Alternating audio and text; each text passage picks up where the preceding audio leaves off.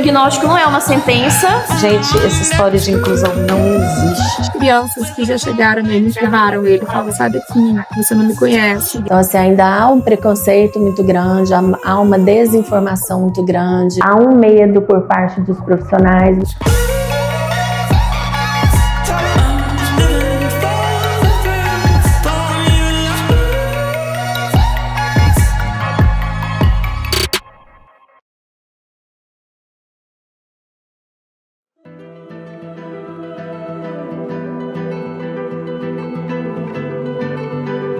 Paulene Porta, estou na presidência há 3 anos, mas o Corai nasceu em 72. O propósito do Corai foi o meu irmão, Péricles. Ele nasceu em 68 com hidrocefalia, mas em março de 72 ele faleceu. E quando foi em julho, o Corai nasceu. Então o Corai tem a mesma idade do falecimento dele. Hoje nós estamos com quase 400 crianças, entre crianças, jovens e adultos, onde a gente faz todo tipo de terapia. Nós temos 43 funcionários, que o Corai vive, eu não falo que vive, ele sobrevive, porque infelizmente o dinheiro ainda é pouco, esse recurso é pouco, a gente tem que lutar muito, porque as exigências são grandes do governo, mas são poucas para a gente poder fazer. O Corai hoje cresceu muito. Ele tem hoje tem várias terapias, então cresceu o número de funcionários, que eram menos, né? Eram 20 e poucos funcionários, já tem 41. Olha, e nós estamos vindo aqui para ser a melhor mesmo instituição. Que bom. Porque aqui, desses 53 anos, eu fiz um levantamento, já passamos por mais de 5.000 crianças. Tudo que eu faço aqui, eu lembro do que a gente podia fazer para o meu irmão. Então, tudo que a gente podia fazer para o meu irmão é bom, para essas crianças talvez vai ser melhor. Coisa boa. Então, é isso que a gente faz.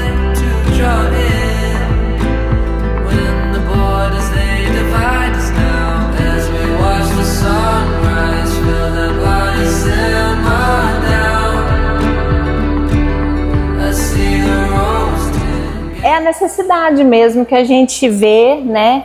Porque quando a gente está num centro de reabilitação, que a gente começa a perceber a quantidade de crianças que existem, né? Com alguma necessidade especial, ou motora, ou intelectual, né? Aí quando eu me deparei na faculdade, né? Tive um contato maior, né? Com as crianças, e me dei um interesse, né? De tentar ajudar um pouquinho, o mínimo que a gente pode, né, oferecer para ajudar essas crianças. Cada criança é um desafio diferente, é um aprendizado. Cada criança tem uma história de vida, né? Então isso motiva a gente a ver que nossos problemas não é nada, né? Em cima de uma condição com uma criança que às vezes o mínimo que a gente faz, a gente consegue dar uma qualidade de vida para essa criança. Então, realmente vale muito a pena. Sobrinha de uma das fundadoras, né? E tem 25 anos que eu trabalho aqui. Engravidei e a minha filha nasceu com síndrome de Down. Eu já era odontopediatra, né? Eu fiz odontologia para fazer odontopediatria, não me vejo fazendo outras coisas, mas a vida também me direcionou para atender pacientes com deficiência. E aí, quando a minha filha nasceu, aí fechou, né, o ciclo. Quando você falou das pessoas não darem muita importância, eu acho que não é a questão da importância, eu acho que é a questão da falta de informação. Então, assim, ainda há um preconceito muito grande, há uma desinformação muito grande, há um medo por parte dos profissionais, mas que se resume não ao medo do paciente, da deficiência, mas o medo do desconhecido, né? Mas é um paciente como outro qualquer e a abordagem, claro que deve ser diferente, porque são pacientes que precisam, como a própria sigla fala, né? Eles têm uma necessidade especial. Eu fui estagiária aqui no Corai. Eu não pensava na área da hidro, muito menos com pacientes neurológicos. Mas eu acho que o desafio é o que mais me comove, assim.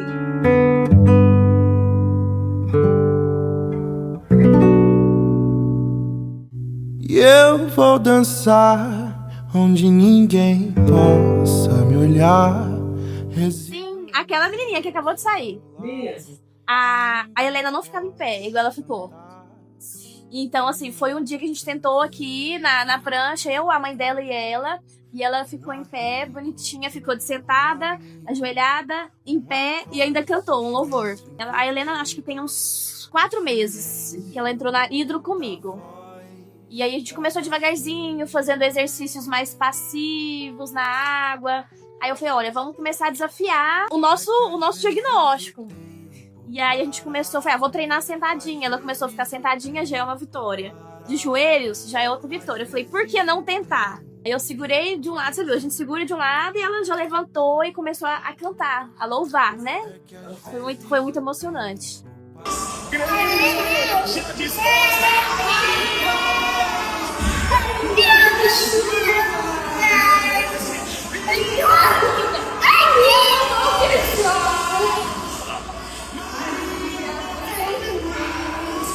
E hoje, assim, eu vejo que nesses 4 meses ela evoluiu muito. Uma das pacientes que eu mais vi evolução na hidroterapia. Eu acho que assim, eu vejo a fisioterapia como uma missão de vida. Então, assim, se tiver uma chancezinha, uma possibilidade de ter uma qualidade de vida para esse paciente, eu acho que é isso. Então, eu consegui um pouquinho, já fiz a minha missão de vida. De toda atenção, o reinado em sigilo das notas que digo e ecoam distantes de toda a... Primeiro, eu acho que o diagnóstico não é uma sentença e que o movimento cura. Ele sempre vai curar, independente do diagnóstico. Hey Lord, you know I'm tired. Gente, essa história de inclusão não existe. Hey Lord, you know I'm tired of tears. Hey Lord, just cut me loose. Meu nome é Luclécia. Eu moro na Austrália, não moro no Brasil. Eu tenho 37 anos, tenho um filho autista de 4 anos, o nome dele é Toby. No Brasil, mais conhecido como Tobias, mas a gente chama ele de Toby, aqui na Austrália. Aqui é bem diferente do Brasil, você não vai direto, é bem complicado. Então, comecei a falar pro meu marido, falei, olha, eu acho que ele tem autismo, porque é a única coisa que se encaixa. Quanto mais eu lia, mais eu via que ele realmente tinha todas as qualidades de uma criança autista. Foi difícil convencer muita gente, inclusive minha família. Foi difícil as pessoas acreditarem, assim, porque ele era muito novinho quando eu comecei a ver o diagnóstico dele. Quando eu comecei a ver os sinais, ele era muito novinho. Ele devia ter 1 ano e pouquinho. Não, me dei bem com o diagnóstico. Como eu digo, né? Por mais que eu fui a pessoa que confiou bastante, eu sofri bastante também. Por mais que a gente sempre falou pra nós mesmos que ele seria o Toby, sempre seria o Toby, dependendo do diagnóstico ou não.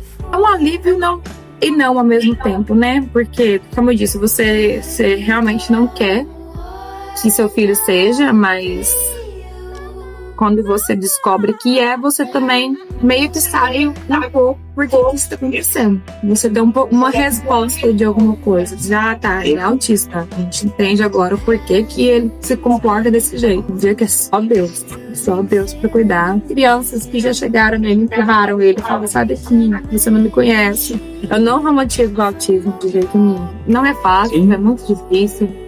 Falo mesmo que se um dia alguém chegasse e me falasse, se Deus falasse, você quer que eu tire o autismo do seu filho, eu posso botar agora, tira agora. Porque meu filho sempre vai ser meu filho, ele sempre vai ser o jeitinho dele, só que ele tem um monte de limitações que faz ele parar de ser o que ele é. Ele não consegue expressar, ele não consegue...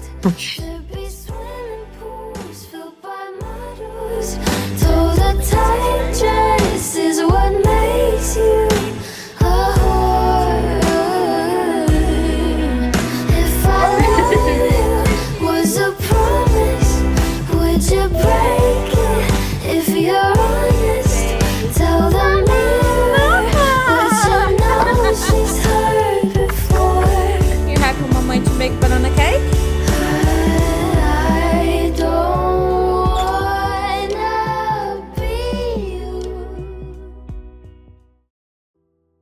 Meu nome é Vânia, eu sou a mãe da Raquel e do Isaac e Gabriel.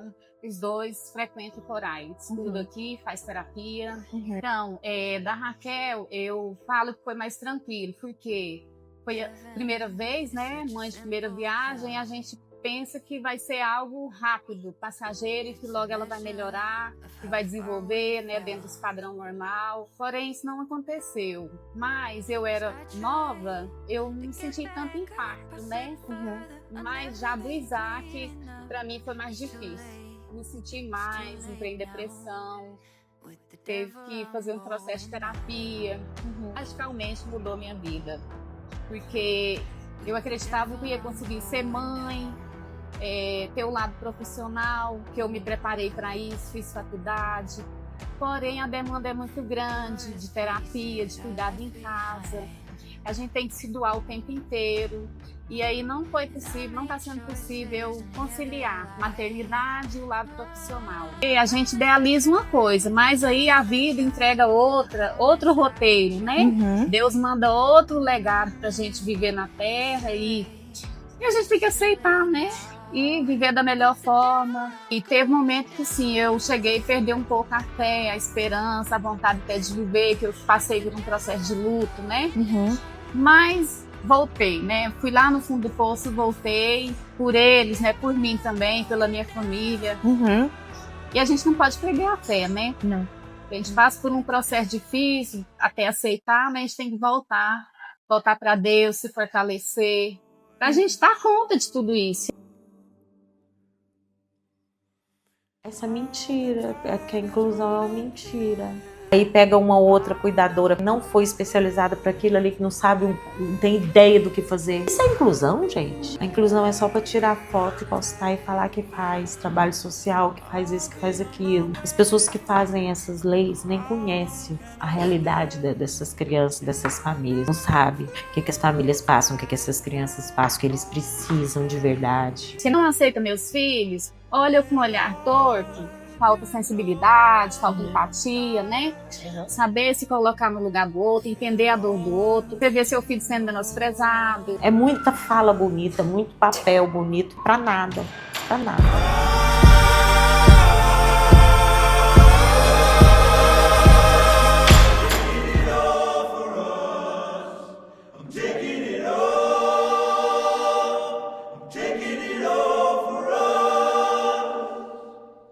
O diagnóstico não é uma sentença. Gente, essa história de inclusão não existe. Crianças que já chegaram e enterraram ele, falavam, sai daqui, você não me conhece. Então, assim, ainda há um preconceito muito grande, há uma desinformação muito grande.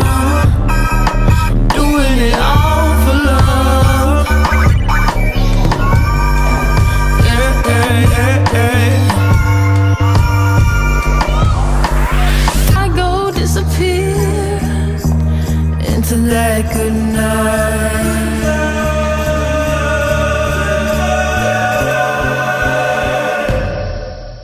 I'm taking it all for us. Doing it all for love. Yeah, yeah, yeah, yeah.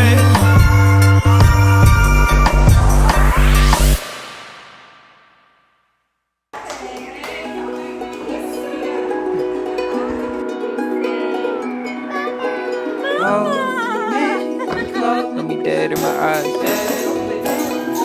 till the day that I die. I just wanna feel alive. With you, I'm alive.